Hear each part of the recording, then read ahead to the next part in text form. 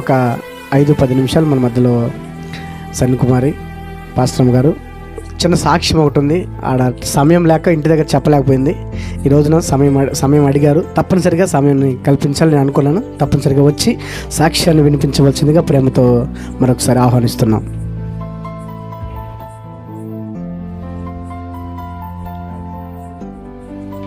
నాకు ఇట్టి అవకాశం ఇచ్చిన దేవాది దేవునికి ముందుగా నా హృదయపూర్వక వందనాలు చెల్లిస్తున్నాను.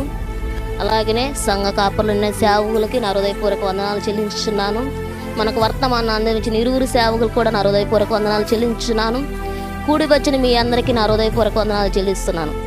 నేను ఎవరికి కొత్త కాదండి. మీ అందరికీ నేను చిన్నపిల్లల నుంచి పెద్దవాళ్ళ కాడికి నేను అందరు తెలిసిందని నా జీవితం మీ అందరూ ఎరిగిన వాళ్ళే. కాకుంటే నా జీవితంలో జరిగిన కొన్ని వ్యక్తిగత సాక్షిని మీతో పంచుకోవాలనుకుంటున్నాను. నా సాక్ష్యం ద్వారా మీరే ఒక్కరైనా మారు మనసు పొందుతారేమో. ఇలాంటి జీవితం ఇది ముఖ్యంగా యవనస్తులకి ఏమైనా ఉపయోగపడుతుందేమో నేను ఆశపడుతున్నాను. మీ అందరికి తెలిసినట్టే మా నాన్నగారికి నేను 4వ సంతానంలో మేము 5గురు పిల్లలమైతే 4వ కాన్పుకి మేము 2 పిల్లలము.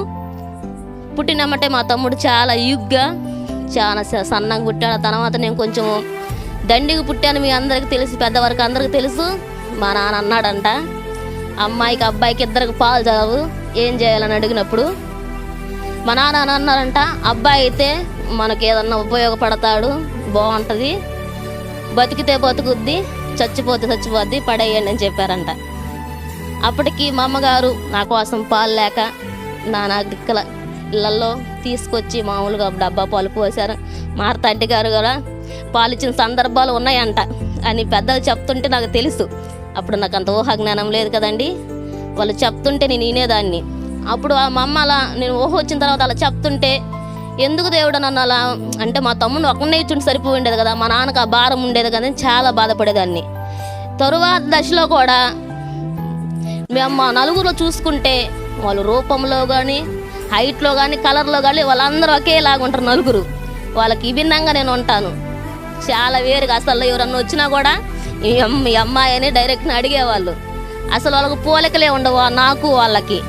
అప్పుడు కూడా నాకు అప్పుడు చాలా బాధేస్తా వాళ్ళకు. సామాన్యంగా నేను వాళ్ళ దరిదాపుల్లో కూడా ఉండేదాన్ని. నేను ఎక్కువ శాతం మా జేజనాయన దగ్గర మా జేజమ్మ దగ్గరే ఉన్నాను. వాళ్ళు మా జేజనాయన మరణాంతరం వరకు నేను వాళ్ళ దగ్గరే నాకు అలవాటు. నేను వాళ్ళ దగ్గర ఎక్కువ వీళ్ళ దగ్గర ఉండేవాళ్ళు దాన్ని కాదు. ఎవరన్నా అట్టు అడుగుతున్న భయంతో అసలు ఉండేదాన్నే కాదు. ఆయన చనిపోయేంత వరకు ఆయన దగ్గర ఎక్కువ శాతం నేను ఆయన దగ్గరే ఉన్నాను. తర్వాత కూడా మా నాన్న ఆశ ఏంటంటే, మా తల్లిదండ్రుల ఆశ మగపిల్లలను చదివించాలి, మగపిల్లలు అయితే పోషిస్తారు, వాళ్ళు అయితే ఇంటి పట్టున ఉంటారు, అమ్మాయి ఉంటే చేసుకొని పెళ్లి చేసుకుని అత్తారింటికి మాకు ప్రయోజనం ఏమి లేదని ఆశ, అదే వాళ్ళ ఆశ.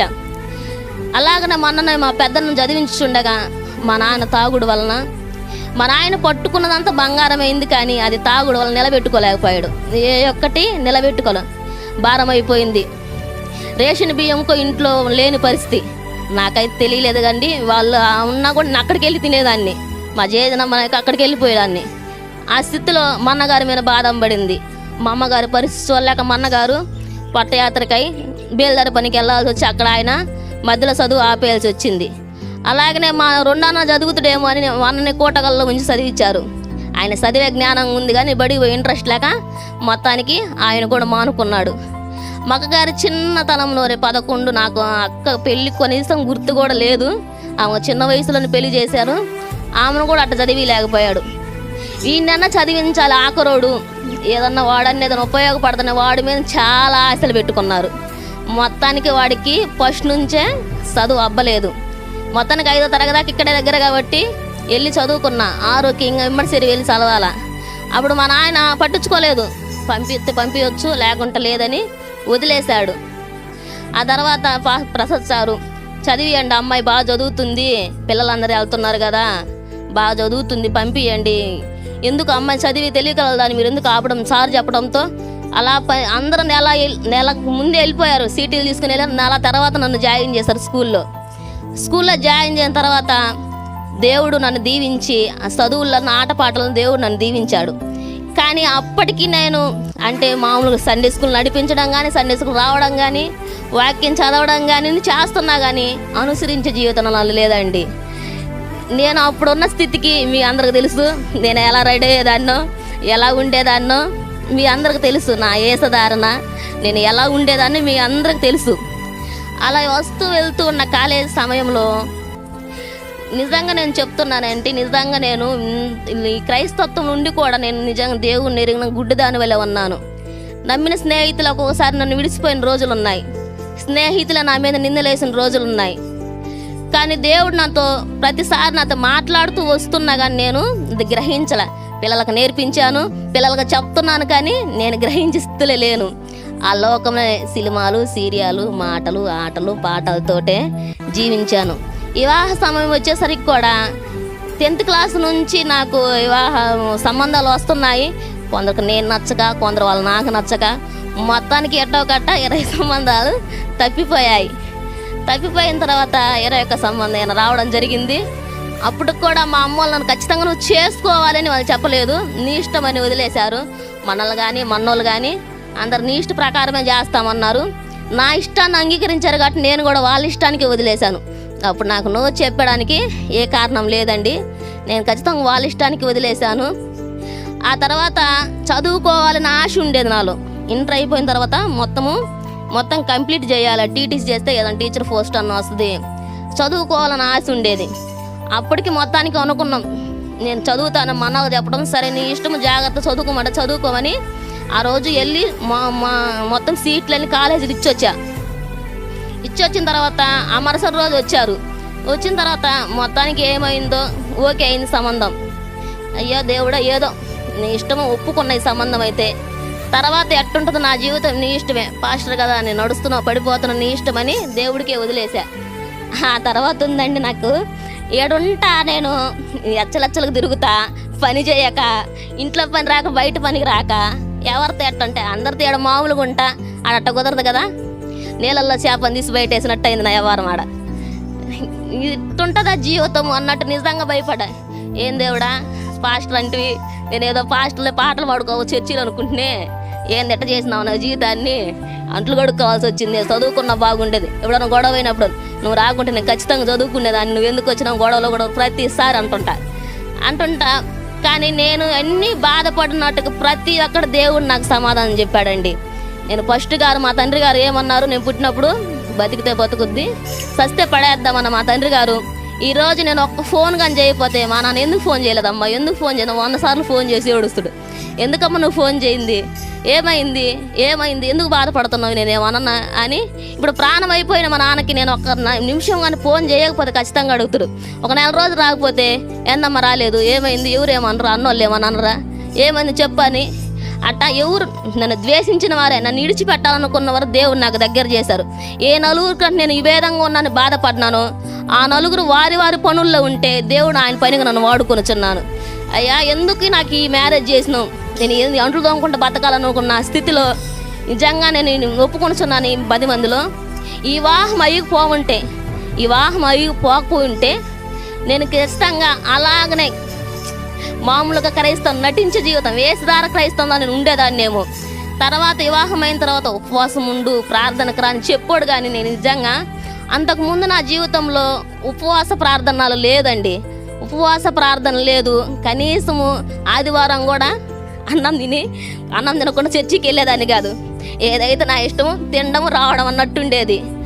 అలాంటి క్రమంలో నా తర్వాత మేము ఇక్కడ నుంచి అర్బనీ కాలనీ సంఘం ఏర్పడిన అక్కడికి వెళ్ళిన తర్వాత స్టార్టింగ్లో నా బిడ్డకి ఒళ్ళంతా కాలిపోయిన సందర్భం ఉంది.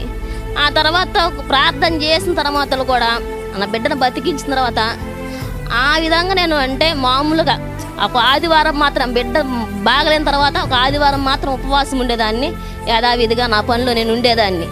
అంత అనుభవం, ఉపవాస ప్రార్థన అనుభవము నాకు లేదండి, మోకాళ్ళ అనుభవం నాకు లేదు. నిజంగా ప్రార్థించాలి, పాటలు పాడనే ఆసక్తి నాలో ఉండేది కాదు. ఏదో వస్తున్నాను.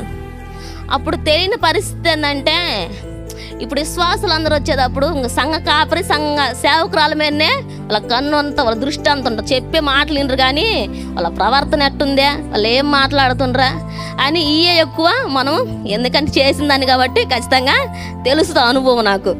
ఆ తర్వాత దేవుడు నన్ను పట్టుకోవడం జరిగింది. ఖచ్చితంగా నేను ఒకసారి బాధపడేదాన్ని, స్కూల్కి చదువుకొని ఉంటే ఇంకొంచెం నేను కొంచెం బాగుపడే.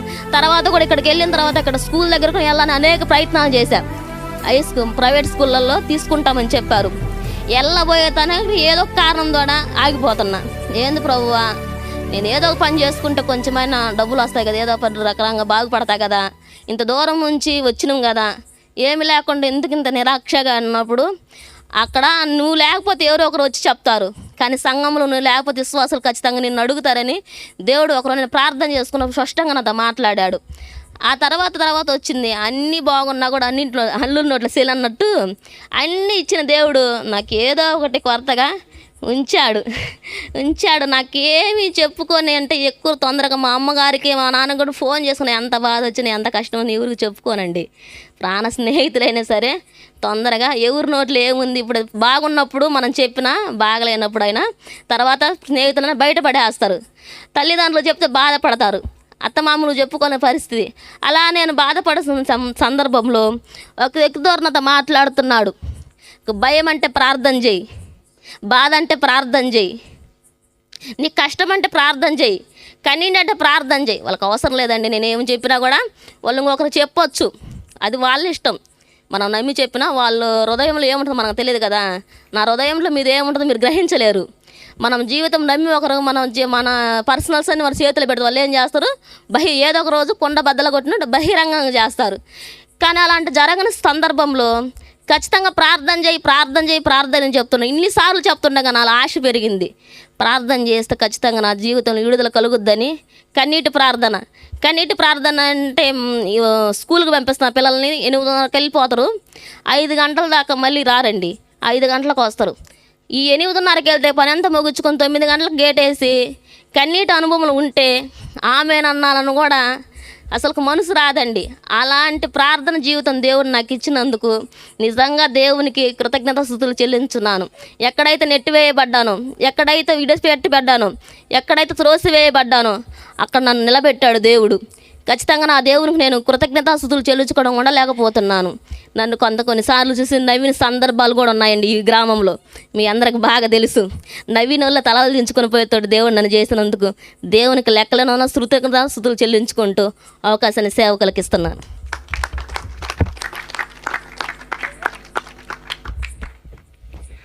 చాలా చక్కటి సాక్ష్యాన్ని పంచుకున్న సేవకురాలకి సంఘం తరపు నుంచి హృదయపూర్వక వందనాలు. ఏమండి, వాస్తవం చెప్పాలంటే సాక్ష్యం పాస్టర్ గారు చెప్పిన సాక్ష్యం చాలా గొప్ప సాక్ష్యం. మీకు